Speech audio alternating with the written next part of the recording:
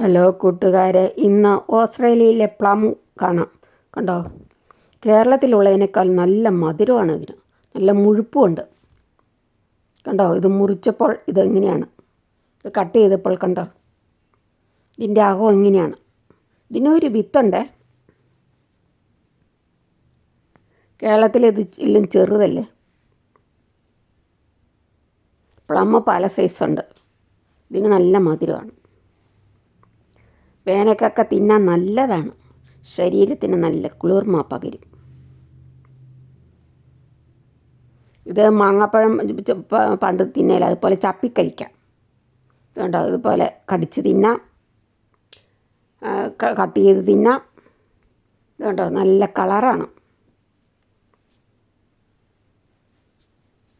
ഓസ്ട്രേലിയയിലാണ് ഇത്.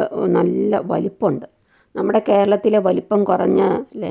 ഞങ്ങളൊരിക്കൽ ഇങ്ങനെ പ്ലമ്മിൻ്റെ fruit plant മേടിച്ചു നട്ടു. ഉണ്ടായത് ചെറിയ മുന്തിരിങ്ങ പോലെ.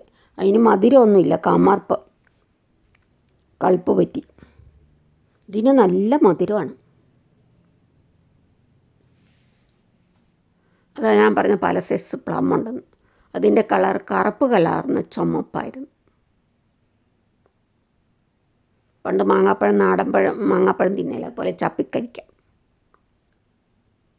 ഒന്ന് കഴിച്ചാൽ പിന്നെയും പിന്നെയും കഴിക്കാൻ തോന്നും, ആഗ്രഹം തോന്നും.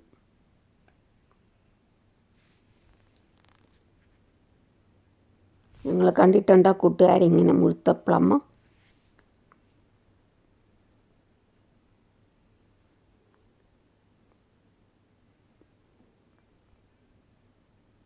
ഇത് മേടിച്ച് കഴിഞ്ഞപ്പോൾ ഇതിലും മുഴുത്ത ഒരെണ്ണം വേറെ ഷോപ്പിൽ ഇരിക്കുന്നുണ്ട്.